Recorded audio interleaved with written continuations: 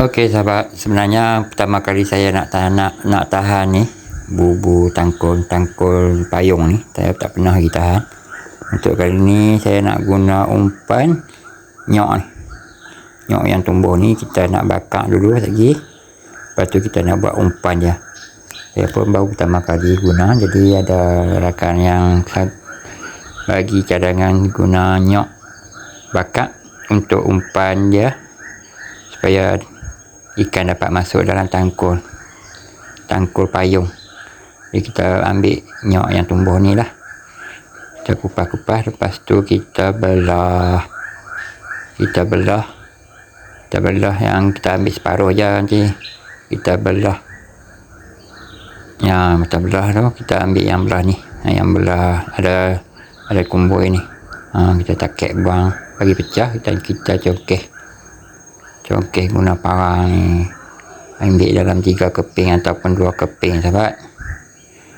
Saya pun tak pernah buat, jadi ini pengalaman pertama lah untuk saya cuba tahan anak ikan untuk bagi kat ikan haruan yang dibelah di dalam kok tu.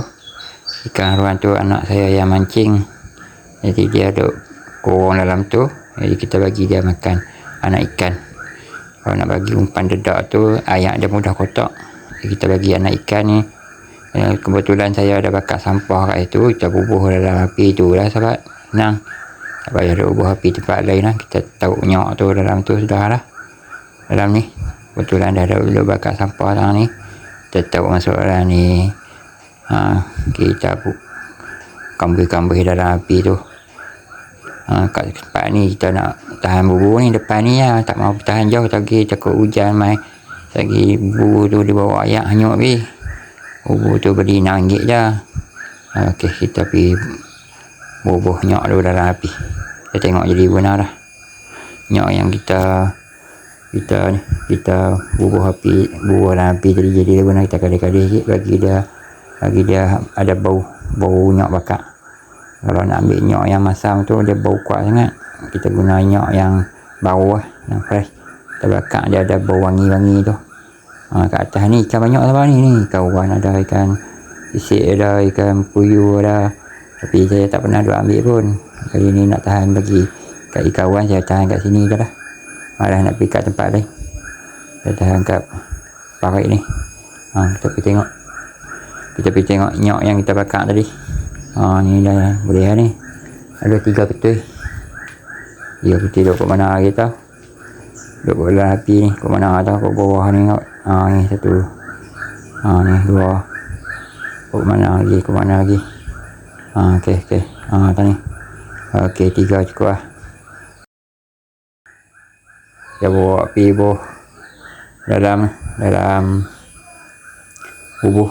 Ni bubuh payung kita. Bubuh payung ni RM6 kita beli. Kita buka bubuh payung ni dan kita bubuh nyok yang kat dalam ni, kita masuk kat tengah tu, kita biar dia jadi umpan ikan. Kalau udang ada, udang pun masuk. Ni kita buat umpan ikan. Kita buat percubaan lah kali ni, nanti kita pergi cari tempat lain, kita nak tahan bagi dapat banyak.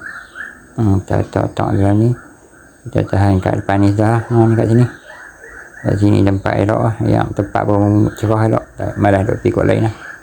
Tentang ni dah, kita letak ni, tekan sikit bagi dapat. Biar lagi kita tengok dalam setengah jam, kita tengok kan ambil banyak pun, nak bagi ikan makan je.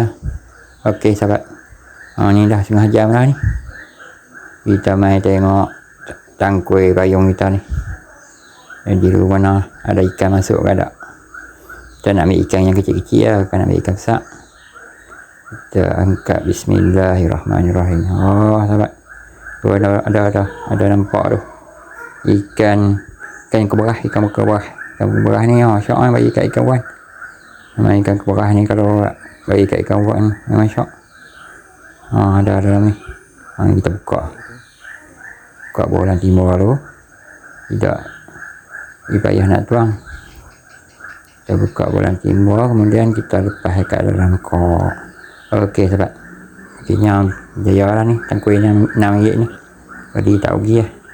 Okey tak? Cakap ni dulu. Ni anak lelaki duduk mengai duduk kurang lah ni. Kita yang duk kena cari ikan bagi dia makan. Ikan yang kecil-kecil dia pergi kerja. Kita nak bela bagi makan pula. Orang datang kuih ni tak apa dah. Tahan bagi dapat tahu masuk dalam tu lah. Ikan uban memang suka nak ikan ni jenis buah lah. Tapi kalau tidak tu takut ayam kotak. Tadi dia kata dia buah dah 14 ekor.